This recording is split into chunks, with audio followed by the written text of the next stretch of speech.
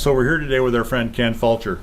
Ken, as well as being our newest Arizona drag racing legend, Ken's into a lot of things and a lot of great successes. But in the early days of his career, he was a hardcore drag racer, and has a great story to tell about that and the things he's gone on to since. So, Ken, welcome. Thank you. So, I've always known you as the guy that at one time worked for Chuck at Chuck Speed Center, and one time did this, and the guy that crashed Chuck's car. Yes, I did. And fortunately, you walked away from. But I really know you from your highway choppers and stuff. But let's talk about your early days and how you really, what was your passion? So where were you born? Born here in Arizona, basically Tolleson.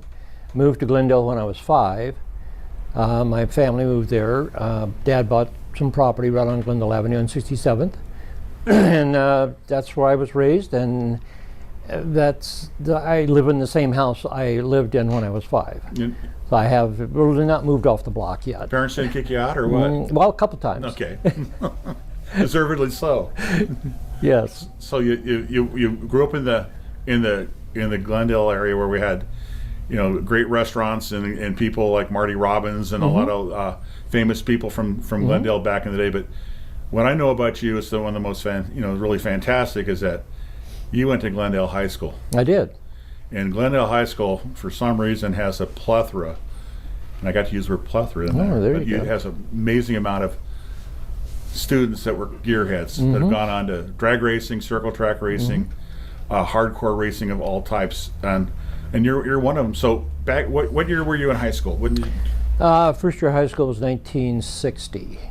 So were you already a gearhead before you got to high school? Pretty much. About the age of 10 or 11, my brother and I started flying model airplanes. So we were doing gas motors on little airplanes, U-control, and then we'd step up into bigger and better airplanes as we grew, and we started racing what was called a rat race in the national events. It's basically like it's like a car race. There's 4 people in the circle. Everybody, when they drop the flag, you have to start the motor, let it go, and when you're in the circle, you have to walk the circle with 4 other guys. And really, you're playing faster than his. So, and you have a 35-lap event with no pit stop. Then you have a 60-lap event with 1 pit stop. And then you have a 135-lap event with 2 pit stops. So when the plane runs out of fuel, your pit crew has to grab the plane, fuel the plane, start the plane, and get it back in the air. So we were flying model airplanes constantly. And these are all tethered back then? These are all U-control with lines, 60-foot lines. And when we were like 12, 13 years old, we were competing against 40-year-old guys. And in national events, the big companies would show up with their teams, like Vico would show up with their race team and enter the same contest that our 12, 13-year-olds were in it. And I won 2 years in a row. I won first place in rat race, beat all the competition. I ran first place. My brother went second place. So 2 years in a row we did that, and the big boys were upset that a local 14-year-old could beat the big gurus. Who is this punk, and where did he come from? Right? You were that guy. I was that guy. Yes, I was that guy. Yes. And so that gas motors kind of thing started us in cars. Both me and my brother both been into cars and motorcycles and anything that had 2 wheels or 4 wheels. And so when I first went into high school, let's back up to 8th grade. 7th, 8th grade, I have a cousin, his name is Dean. He had a 57 Ford, 3-speed, 312, fast car. So one day he says, you been to a drag race? And I go, no. So he says, okay, we're going to go to the drag race. So we went to Perryville.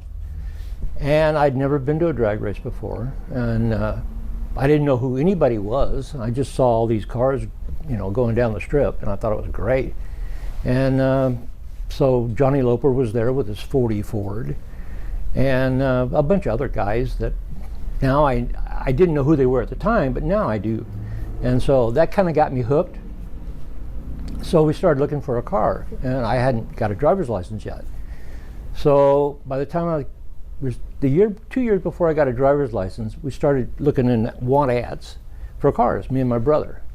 He's 1 year behind me, so whatever car we bought, we were going to have to buy it together, and I was going to have to drive him wherever he needed to go. So my dad come home one day and says, hey, a friend of mine's got this old car for sale, wants to know if you're interested. And we said, well, what is it? And he says, well, it's a 1930 Model A coupe. So me and my brother thought about it, and we go, yeah. And at the time, his wife was using this car as a paper route car. She wanted a little Toyota truck. So she was ready to sell the car. So I told my dad, yes, we want the car. And so the car, we worked mowed yards all summer long, and the car cost us $150. And they drove it from Wickenburg to my driveway for $150. And the car was running, ready to go. So we tinkered with the car. It ran. My dad would take us out on the back lot, taught us to drive the car, and that's what I had this car. We fixed it up, drove it to high school, drove it to college, drove it when the race cars were broke. You get back in it, run parts in it, whatever. And I still have the car. The very first car I ever bought, and I still own it. It's quite the car. I saw the video of the resurgence of it, and it's really amazing. Yes, and the car had been sitting since 1980, and I just got it running again. So I'm driving it again. That was your first drive. That was my first ride. Okay. And that was the first car I drag raced. I drove it to Beeline, from Glendale to Beeline. And what did it turn in the quarter mile? Probably in the low 24s. Something like that. But I had another friend that had a Model A, and he wanted to drag race, so we would go to Beeline and drag race our Model A's. And I had a big Beeline oval sticker in the window, and of course everybody thought it was a hot rod, but it was a stock Model A. What was your ride? That was it. So you drove that to high school. Dated in it, drove it to high school. It was my car. So in high school, we talk about the people that went to Glendale High School. So who are some of the people that? Jerry Miller. Me and Jerry Miller had shop classes together. Bob Ream.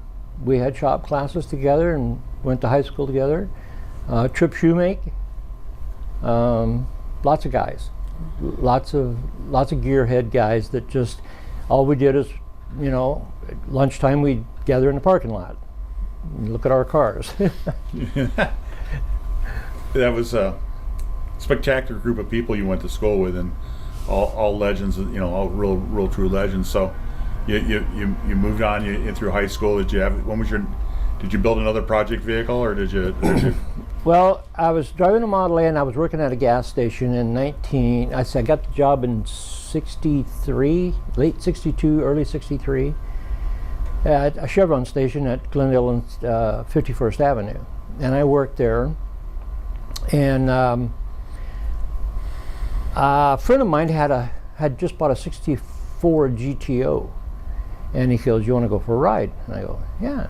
So, I was always interested in fast cars, and I was drag racing the Model A, so he put me in the seat of the GTO, and I thought, wow, this is something.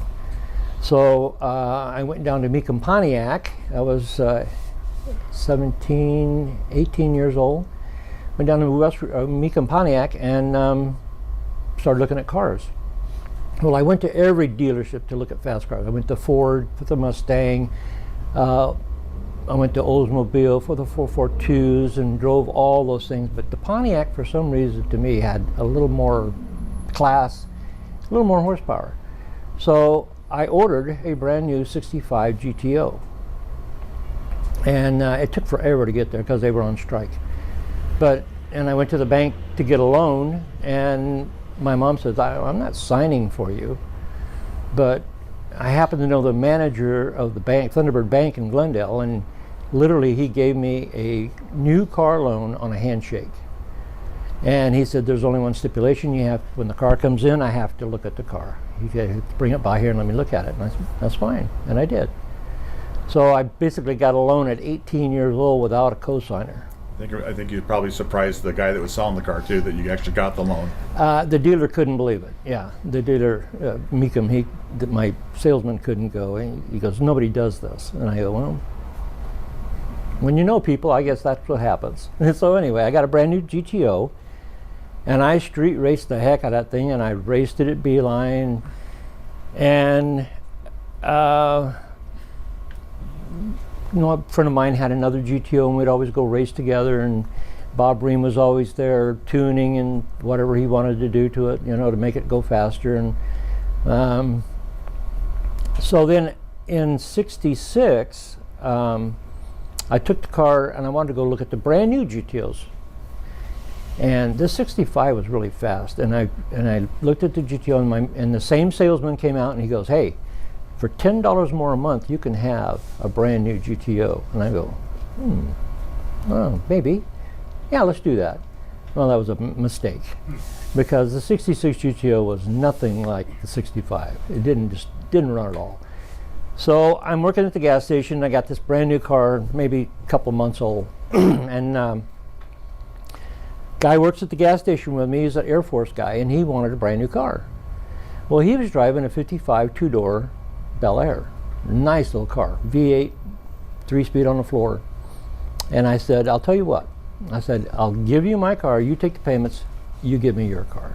He goes, done deal. And from that day on, 1966, I have not been without a 55 Chevy. I've owned 26 of them. They've all been two-door sedans, except for 3 Nomads.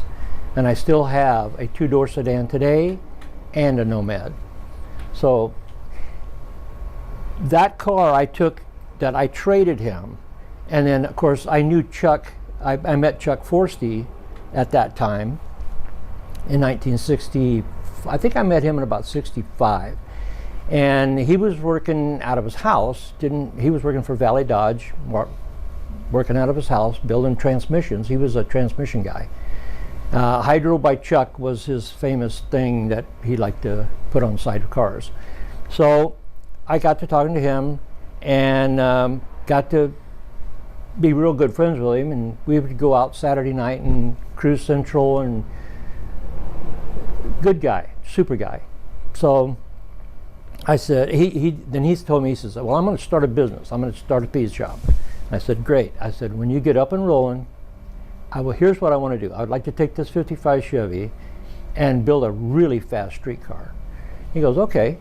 He says, well, we can do this and this and this. And so mine was the very first car in his shop for a major project for him. So we took the whole car apart, chopped the frame at the firewall, tubed the frame, put an axle. He did all the work, and put a Chrysler Ren under it. I went to Rudolph Chevrolet, talked to Lou Grubb, and he sold me a crate 425 horse 427 for it, and we bought a brand new Muncie for it. And Chuck kept saying, maybe we ought to put an automatic in it, because he was the automatic guy. I said, no, we're going to put a 4-speed in it. And I go, okay. So he built the car, and about 1 month after I had it on the road, it would actually pull the wheels. It would pull the wheels about 2 inches off the ground in first gear. And I'd hit second gear. I'll always remember this. I hit second gear, and the car just went, boom, nothing. A motor would wind up. You could put the transmission in any gear. Nothing was happening. So it twisted the main shaft off inside the transmission about that far. So we towed it back to Chuck's. He put a new transmission gear in it, new main shaft in it. It happened again in a month. And I go, I can't afford this. And I'm working at a gas station. And I said, what about an automatic? And he goes, now we're talking. So he built a 4-speed hydro for it, put it in, and that was the most fun I ever had. That it weighed a lot. It gained weight by putting the hydro in it, but it was such a kick to drive on the street with a 4-speed hydro, and at the drag races. So that's how we put his name on the car. I drove it on the street for almost a year and a half as a street car, and then I wanted to turn it into a drag race car, so we took the sheet metal front end off of it, put a tilt glass front end on it. Didn't really change much on the motor. It was just pretty much a stock motor. Put an Urson cam in it because he was an Urson dealer, and the car went at its. The last time I raced the car, before I had built a brand new big block for it and a clutch flight, and that's what I was going to put in there. So the last time I raced the car, it went 11 O's, and I was going to stop racing the car, sell that engine and transmission, and put the new one in. So I sold the motor, sold the transmission, and Gary Hedspeth come along, and he goes, "Hey, and I want to buy your chassis." And I said, "Okay, well, maybe I'll look for a 55 Chevy or something that's a little lower to the ground, a little more, aerodynamic." I said, "Okay," so I sold him the chassis. So 2 weeks later, he comes back, and I've got this brand new motor and transmission ready to go in, something. And he goes, "I can't wait. I can't wait. I have to race. So can I buy your engine and transmission?" And I said, "Oh, okay." So I sold him the engine and transmission. He basically bolted it together and went to Lyons. I think he went to Lyons and went 990 with the car. Wow. From 11 O's to 990. It was a stock 425 horse 427, and then 11 O's I thought was doing really good, and I was hoping to get into the 10s, and he went 990. So your plan worked, but it just wasn't, you weren't driving. I wasn't driving the car. No. And sadly enough, he was killed in the car. Right. At Mel Larson's. But your theory worked, and the car, it was a pretty stable car as you built it and sold it. And yeah, he did some modifications that I wouldn't have done, but that was totally up to him. So I know along the way, you worked for Chuck. I did. I worked for Chuck. So the 65 that got away, you eventually replaced it. Yes. Yeah. Mm-hmm. And I know that you have a Chevelle. I bought your non-Pontiac. Yeah. I bought in 1969. I bought a brand new Chevelle from Rudolph Chevrolet, and I still own it. Still own that. So I know you have this penchant for hanging on to the right cars. It's a big block SS, big block, orange, vinyl white top, white interior, power steering, power brakes, air conditioning, all the stuff, and it still has the original paint on it. So you did all that. So you're working for Chuck. Yeah, in 71, I think, I was working at Goodyear Aerospace as an aerospace machinist, and I got laid off. And Chuck heard that I got laid off, and he needed a machinist in the machine shop. So he calls me up and he goes, "Hey, we've known each other forever." So he goes, "Hey, you want a job?" And I go, "Well, I'm an aerospace machinist, not an automotive machinist." He goes, "There's no difference." He says, "Come down here." So I went to work for Chuck, and he taught me what, engine balancing, line honing, engine block boring, all the stuff. I mean, the full machine shop deal. I already knew what tolerances were and how to read mics and all that stuff, so that was a pretty easy step. So I balanced motors for him I worked for him for 10 years. And during that time, he built a Corvette. And a lot of people drove the Corvette. He drove the Corvette. Bob Hayes. Was told he wasn't allowed to drive the Corvette.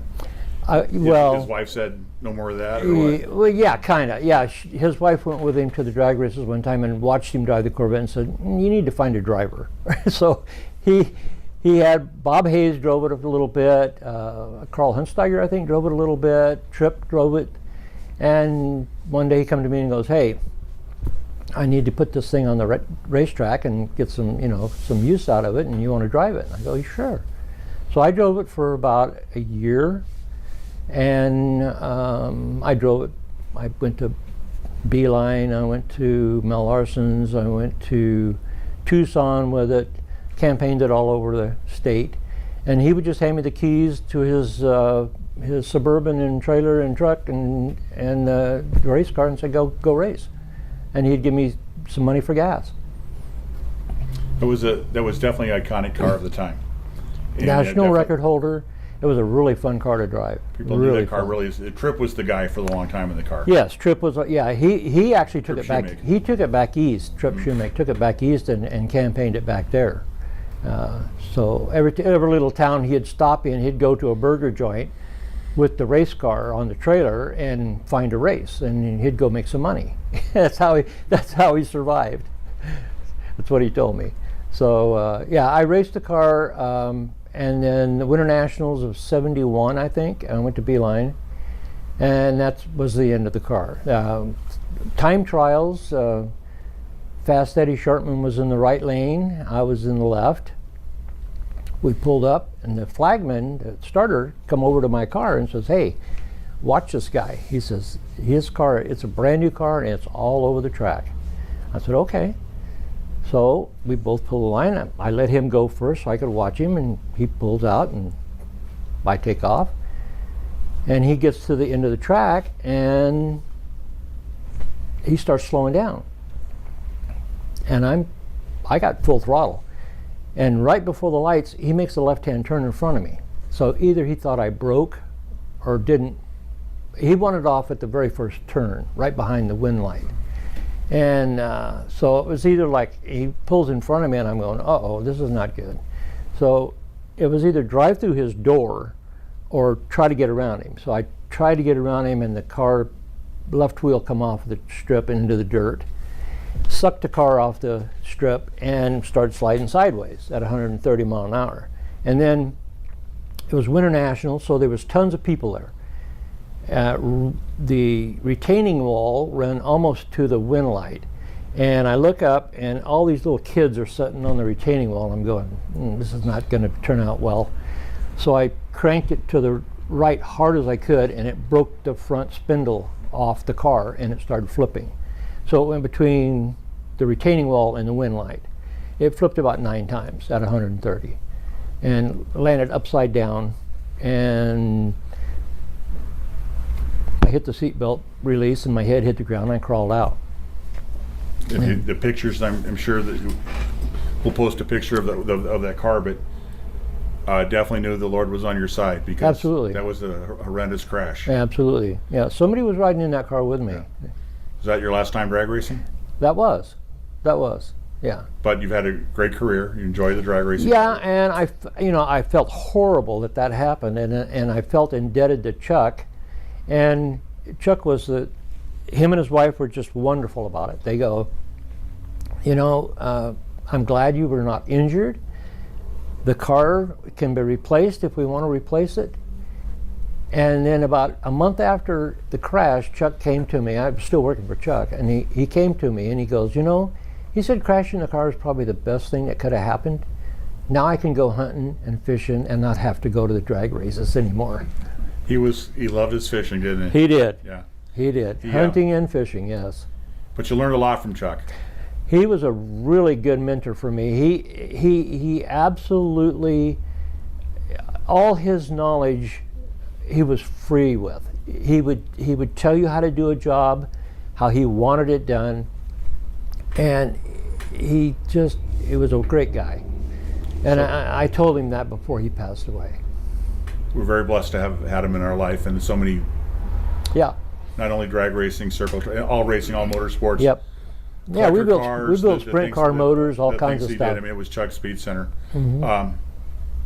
But you moved on from Chuck's. Yes, I told Chuck, my brother had a little motorcycle shop. He was working out of his garage, and he got a little motorcycle shop, and I was doing all of his machine work through Chuck Speed Center. And Chuck told me, he goes, I do not want bikers here. And I go, I understand that. I said, can I just bring the machine work in? We'll pay for the machine work and I'll take it back. And he goes, yeah, that's fine. So I worked for about a year doing all my brother's machine work on lower ends motors, Harley motors. And we kind of kept track of how much we were spending with Chuck. So at the end of a year and a half, we figured it out and we go, well, we could probably buy our own machinery and do it ourselves. So I told Chuck that I would be leaving because I'm going to start my own business, me and my brother. And he goes, are you sure? And I go, yeah. He was worried about my success, and I said, yeah, I'm sure. I think this is going to work. And he goes, well, you know, motorcycle is just a fad. And I said, well, so is speed shops, and I think you've done well. So years later, he told me yes. He said, you made the right move. He said he was proud of what I had accomplished, and we've been in business 45 years. So was always somebody you could still call if you had a question or reference. I could call him anytime, and he always knew who it was on the phone because I would never say, hi, Chuck. I always used his first name. I'd say, how's it going, Daniel? His name was Daniel C. Forsty. So that's I called him Daniel. So, and every time he'd answer the phone, I go, hey, Dan, what's going on? So he'd know who I was. So, but you worked with a lot of great people through that time, and Jerry Miller and Bob Ream and all those guys worked at Chuck's, yes. I mean, Trip. Yeah. You know, it's like unbelievable. And Chuck, I want to take some time.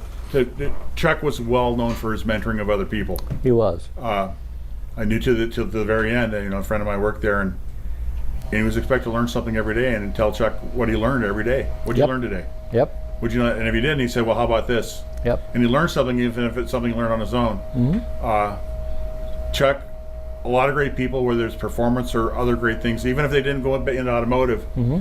the responsibility and skills and the skill sets he taught people to be good workers was invaluable, and should always be remembered for that more than just Chuck Speed Center. Yeah, I had about 3 great mentors in my life. My dad, my boss at the gas station. He taught me how to change tires, change oil, change spark plugs. I mean, and he was not stingy with his information. He was not, you know, he wanted you to learn, mm-hmm. so he could be confident that you could do the job.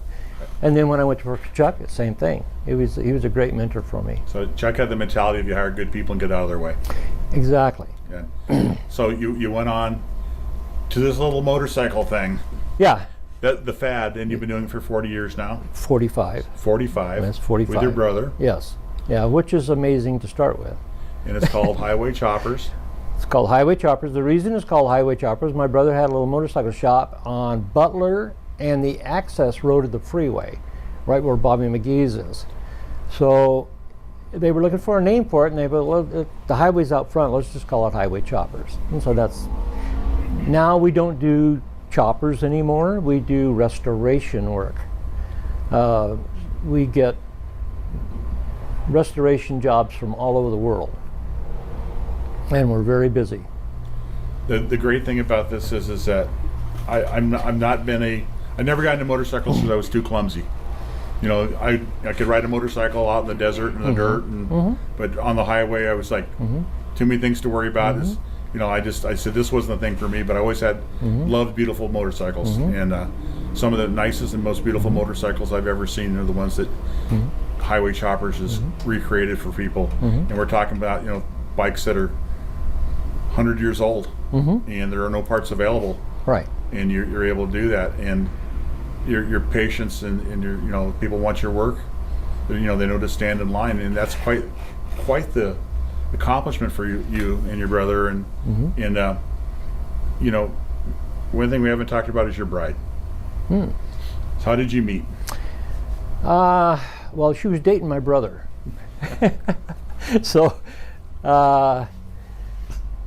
she figured, I don't know, they dated shortly, not very long. And so I thought, well, you know, she already knew my mom and dad, and she was always hanging around. So she worked at the bootlegger, and she sold jeans and stuff. So I went in there one day, and I said, hey, we're all going to go out on the desert and we're going to rip bikes and we're going to go out motorcycle riding. You want to go along? She goes, sure. So we did that. And then the next weekend I was going to go to the sprint car races, and she's kind of had, we were talking, she goes, you mind if I go with you? And I said, no. Well, then that's how we met. So we started doing car things, basically, motorcycle riding, cars, and racing, and all that stuff. Although I took her to Beeline, and she wanted for me to reenact what happened at the drag race strip when I crashed the car, and I did. And so she said, well, this was like just before we got married. She said, you promise me you'll never do that again. And I said, okay. And when did you get, what year did you get married? 1973. So you've been married now for almost 50 years? Yes. Yes. Yeah. And yes. she's always been a big part of your life? Yep. We have 2 kids, 2 girls, Erin and Heather. Erin was first. She lives now in Kennewick, Washington. She has twin boys, and I don't see her much, but we FaceTime quite a bit. And my other daughter is a college professor, which I don't know how that happened. She got that from her mom, not me. She's the head of the English department, and what school is this? at Australia Mountain Community College. That's great. And she lives 2 doors down with 2 boys. She lives 2 doors from me, and so I see them all the time. And I get to take them to school at times, and when she's not feeling well. What do they call you, Grandpa? Or they call you, what's your name? Papa. Papa. Yeah. So yeah. when you hear Papa, it melts your heart, right? Yeah. Yeah. Well, one's 15, going to be 15 in 3 days, and he'll be getting driver's license pretty quick. And the other one is 7. So a 15 and 7-year-old, and in Kennewick, Washington, they both turned 12 this last summer. So the great thing about life is that your family, your God, Absolutely. and your friendships, and Absolutely. the people.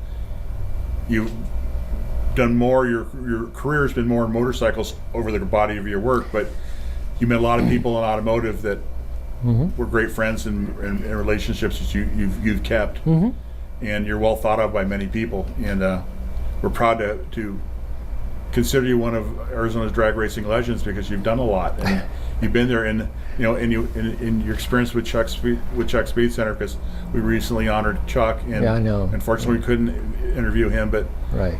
he was such a great guy, Right. and did so much for everybody. And I also know that you do things for people.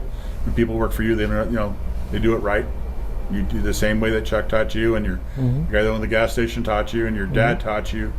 You mentor other people as well, and that's part of what makes you a legend. And your passion for everything you've done, and we truly appreciate you. And it's great to have you here today. It's an honor to be here. Ken Fulcher, like it or not, you're an Arizona drag racing legend. God bless you. Thank you so much. I appreciate it.